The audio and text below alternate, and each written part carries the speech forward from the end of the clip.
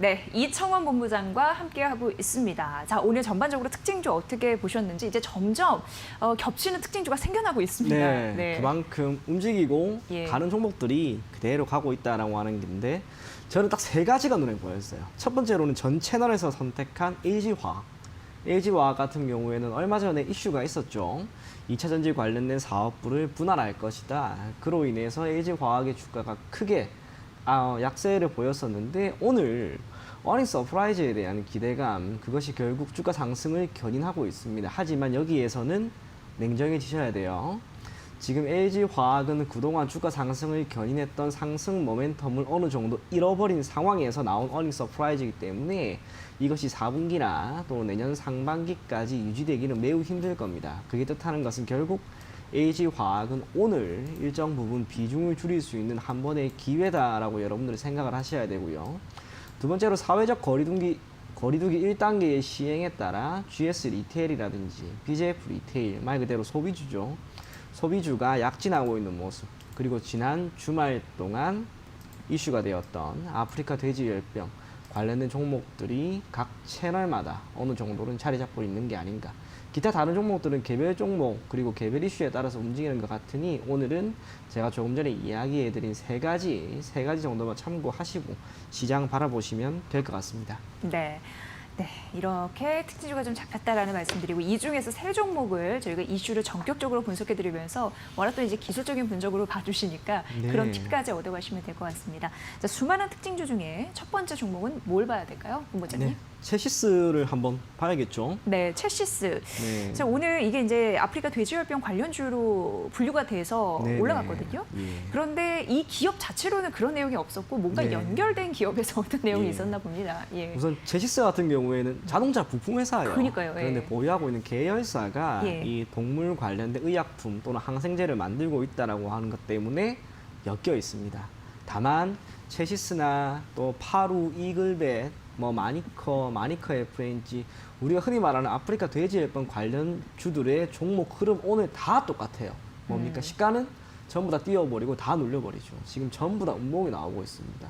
그러다 보니 장 초반에 들어가신 분들, 야 그래도 아프리카 돼지열병이 1년 만에 나왔으니까 시세가 다시 한번 크게 가는 게 아닌가라는 기대감으로 투자를 하신 분들은 오늘 모두 다 물렸을 거예요. 그리고 아쉬운 것은 그 물린 게 당분간 이어질 거라고 봐요. 그게 뜻하는 것은 저는 이 아프리카 돼지열병이 얼마나 확산이 될지는 잘 모르겠습니다만 네. 저희가 지난해에 이미 한번 크게 경험을 했잖아요.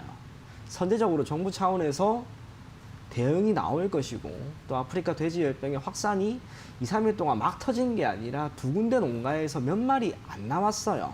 그러다 보니 이번 충격이라면 이 충격이 관련된 기업들의 주가 상승을 크게 견인하기는 힘들 거라고 봐요. 무엇보다 어떤 이슈에 따라서 주가가 한번 크게 튀었을 때 언제나 맨 처음에 주가 상승이 가장 강합니다. 체시스를 가지고 보게 되면 지난해였죠. 지난해 9월 주가가 약 3배 넘게 올랐는데 네. 이번에도 그만큼 올라가는 것 아니냐라는 기대감으로 이 종목을 편입하고 있다면 결코 그러진 않을 겁니다. 아프리카 돼지열병이 지금부터 2, 3일 더 이슈가 된다 하더라도 지난해와 같은 움직임은 결코 나오지 않을 것이라는 것. 그 점 반드시 염두에 두시고요. 관련된 종목들을 보유하고 있다면 가급적이면 오늘 전부 다 정리를 하셔야 돼요. 시가가 크게 띄우고 장대 음봉이 나오는 것들도 꽤나 지금 많이 보이는 만큼 그만큼 매도 물량이 많다는 거예요. 또 지난주 목요일에 보유를 하고 있던 사람들은 오늘 어떻겠어요? 단기적으로 주가가 크게 뛰었으니까 충분히 정리를 할 만한 수익권에 접어들었단 말이에요. 그렇기 때문에 모든 매도 물량이 많이 나오는 겁니다. 그 점 인지하시고 보유하고 있는 물량 기껏해야 내일이나 모레까지만 홀딩 하시면서 대응할 것을 권해드리겠습니다. 네, 계열사가 넬바이오텍이라는 곳인가 봐요. 여기서 이제 항생제, 소독제 이런 부분을 만들어내는데 동물용 의약품을 생산한다는 이유로 테마주로 묶여서 올려가고 있는 상황인데 그 시세 분출이 어디까지 갈 것인가에 대해서 많은 분들이 고민이 있으실 텐데 위쪽은 좀 막혀 있을 가능성이 있다라는 부분에서 보셔야 될 것 같습니다.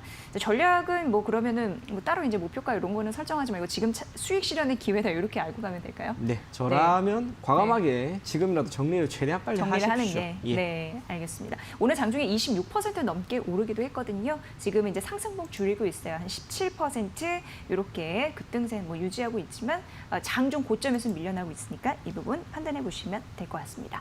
자, 이제 두 번째 종목 가볼게요, 본부장님. 예, 오늘 모처럼 고개를 다시 한번 들고 있는 소비주 GS 리테일입니다. 네, 모처럼. 예, 사실 주가가 지난 5월, 6월 이후로 계속 좋지가 않았어요. 코로나 때문이겠죠. 사실상 코로나19가 확산이 되면서 몇몇 업체가 정말 큰 타격을 입었지 않습니까? 대표적인 게 우리가 알고 있는 항공, 여행, 또 일반 소비주들인데 오늘 사회적 거리두기 1단계가 정말 오랜만에 다시 제자리로 찾아듦에 따라 관련된 종목들의 주가 상승이 뚜렷하게 나오고 있습니다. 가장 강한 게 왠지 이 편의점 관련된 종목들인 것 같아요. 그 중에서도 아까 BJF 리테일 같은 경우에는 3% 정도만 상승을 했는데 지금 GS 리테일은 시간이 가면 갈수록 상승폭을 키우고 있습니다. 그게 네. 뜻하는 것은 아직까지 올라갈 힘이 있다라는 거겠죠. 다만 걱정스러운 건 있습니다. 확진자 감소세가 미미합니다. 오늘 기준으로 97명이 나왔다고 들었는데 추석이 끝나고 폭발적인 증가세가 나올 것이다라고 하는 그런 우려는 잠식이 된 상황이에요. 하지만 코로나 확진자 수가 예정처럼 정말 줄어들었을 때 수준은 아니다라는 점에서 아직 우리는 코로나19에 대한 경계는 분명히 할 필요가 있다는 점. 그 점 반드시 인지해 주시고요. GS 리테일 같은 경우 상대적으로 BJF 리테일보다 주가 상승이 오늘 강하게 나오는 이유는 저는 그렇게 생각을 해요. 곳곳 편의점을 보게 되면 사람들이 예전에는 BJF 리테일이 보유하고 있던 CU였죠.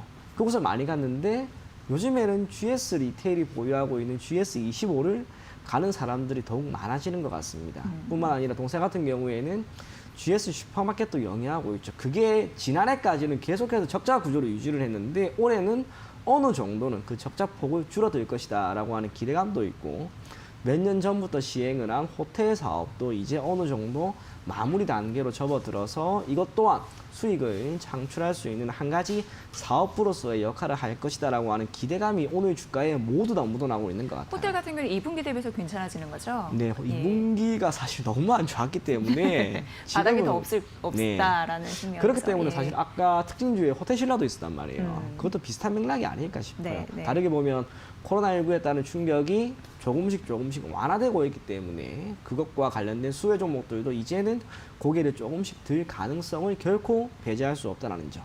GS 리테일로는 8%는 올라가고 있습니다. 시장 상황 고려하면 결코 변동성이 적은 게 아니에요. 예. 그래서 지금 구간에서 만약 보유를 하고 계신 분이라면 한 번 정도는 오늘 시가죠. 오늘 시가가 대략 33,600원이었는데 이 정도 가격대를 여러분들이 손절가로 딱 잡고 대응을 하시고요. 지금부터 코로나 확진자 흐름을 지켜보신 다음 가급적이면 이제부터는 괜찮아질 가능성이 매우 높으니까 대략 45,000원까지 여러분들이 홀딩하면서 올 연말이나 내년 상반기까지 가지고 가면 좋지 않을까 그렇게 생각이 됩니다. 네, 항상 GS 리테일 같은 경우는 궁금해서 리포트 같은 거를 이제 찾아보거든요. 그러면은 주가가 의미 있는 반등을 위해서는 편의점 기존점 이 성장률이 좀 보다 가파른 걸 눈으로 확인해야 된다 이런 얘기도 나오고 있는 시점인데요. 네. 이에 대해서는 어떤 의견이신가요? 사실 편의점 같은 경우에는 예. 크게 수익을 올릴 만한 구조는 저는 아닌 것 같아요. 우리가 흔히 말하기로 거기에서 예를 들면은 편의점에 가서 소비하는 그 소비 금액 자체가 대단히 크지가 않지 않습니까? 오히려 이마트라든지 뭐 홈플러스라든지 대형마트의 소비력이 월등히 더 크죠. 그렇기 때문에 편의점과 관련된 산업군의 성장은 조금씩 이어진다 하더라도 그것이 큰 폭의 성장을 이루기에는 산업적으로 매우 좋지는 않다. 무엇보다 우리나라 같은 경우에는 내수가 어때요? 어느 정도 제한적이란 말이에요. 그렇기 때문에 편의점 관련된 기업들의 주가 상승이 나올 수 있겠지만 예. 그것이 큰 폭의 주가 상승 그리고 실적 개선으로 이어지기는 분명히 힘들 것이다. 저는 그렇게 생각을 합니다. 네, 목표가가 앞서서 4만 얼마라고 하셨죠? 5,000원이에요. 4만 5천 예. 원. 4만 5천 원 그럼 전고점을 뚫을 수 있는 그런 네. 가능성도 언급을 해주셨습니다. 오늘 GS 리테일이 3만 5,700원 선에서 움직이고 있는데 4만 5천 원까지 갈 수 있다라고 목표가를 좀 잡아주셨고, 자, 기관의 매수세가 오늘 나타나고 있는데 4거래면의 매수로 전환됐고 외국인 오늘 쌍크레 매수세 들어오거든요. 외국인 가기가 있습니다. 근데 외국인은 하루 만에 매수 진입하고 있다는 점 말씀드려 보도록 하겠습니다. GS 리테일 목표가까지 제시해 주셨고요. 네, 세 번째 종목 가보도록 하겠습니다. 본부장님. 네, 오늘 흐름이 안 좋습니다. 제가 지난주에도 보호 예속 물량이 풀린 기업 SK 네. 바이오팜에 대한 이야기를 했는데 오늘도 맞아요. 어떻게 하다 보니 카카오 게임즈예요. 네. 그래서 많이 궁금해하시거든요. 예, 많이 네. 궁금해하는데 우선 결과부터 이야기해 드릴게요. 좋진 않아요. 제가 오늘 여기에 대해서 공모라고 하는 것과 그리고 기업의 자금 운용 그리고 올해 남아있는 대형 그리고 대여라고 할 수 있는 빅히트 여기에 대한 대응 방안까지 모두 다 설명해 드리겠습니다. 우선 카카오 게임즈 같은 경우에는 지난번 상장 이후로 말 그대로 따상을 가버렸어요. SK 바이오팜만큼은 아니었지만 분명 청약률 기준으로 SK 바이오팜을 넘는 관심을 가졌던 종목이고 그러다 보니 주가 상승이 단기간에 크게 나왔습니다. 하지만 이후로 주가라고 하는 것이 계속해서 약세를 보이다가 오늘 드디어 장중에 14%나 하락한 채로 출발하는 모습이 나왔습니다. 그러다 보니 카카오 게임즈를 보유하고 있던 분들 특히나 지난 9월 14일이었죠. 이때 고가에 잡으신 분들은 분명히 있을 거란 말이에요. 아직도 갖고 있을 것 같아요. 그래도 카카오 게임즈니까 반등이 나오겠지라고 하는 그런 기대감으로 가지고 계실 것 같은데 사실상 그분들 기준으로 보게 되면 지금 손실률이 약 40%입니다. 정리를 하기도 애매하고 또 보유하자니 너무 힘들 것 같고 그렇다면 한번 카카오 게임즈 같은 경우에는 장기적인 관점에서 여러분들이 보유하는 게 맞다라고 보여지고요. 지금 기업의 공모와 관련된 이야기들이 올해 유독 많이 나왔어요. 높은 청약률을 보이면서 공모주들에 대한 관심이 뜨거운데 공모 기업 그리고 상장한 지 얼마 안 된 이런 기업들은 여러분들이 접근 방식이 조금 달라야 돼요. 이유는 투자 주체별로 바라보는 시선이 다르기 때문에. 예를 들면 개인 투자자들은 뭐겠어요? 무조건 수익이에요. 주가가 상승을 해서 거기에서 나오는 매매 차익을 목적으로 하죠.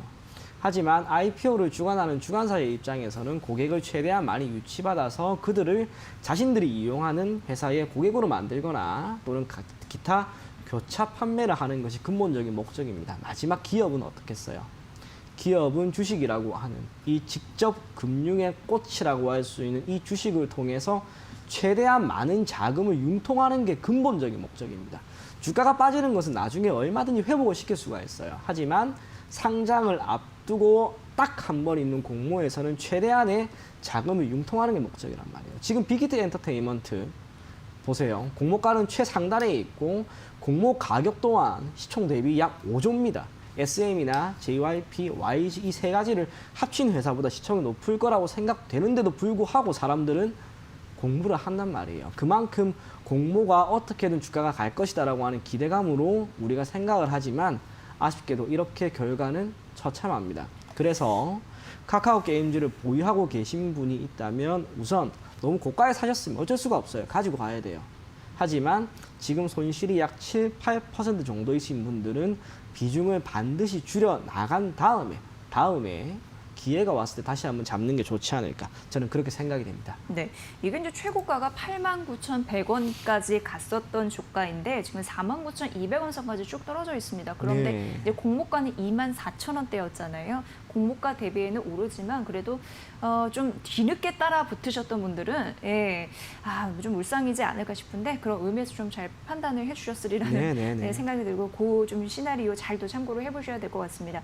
카카오 게임즈 장중 낙폭을 좀 줄이고 있잖아요. 네. 말씀해 주셨다시피 4% 하락을 했지만 현재 7% 낙폭을 좀 줄이고 있다라는 점. 그래서 이제 음봉입니다. 낙폭을 줄이니까 이 부분 참고해 보시면 좋을 것 같습니다. 자, 카카오 게임즈 앞으로도 이제 물량이 되고 나올 수 있을까 많은 분들 궁금해하시는데 네. 그 부분에 대한 좀 힌트를 주셨다라는 의미에서 여기서 마무리해 보도록 하겠습니다.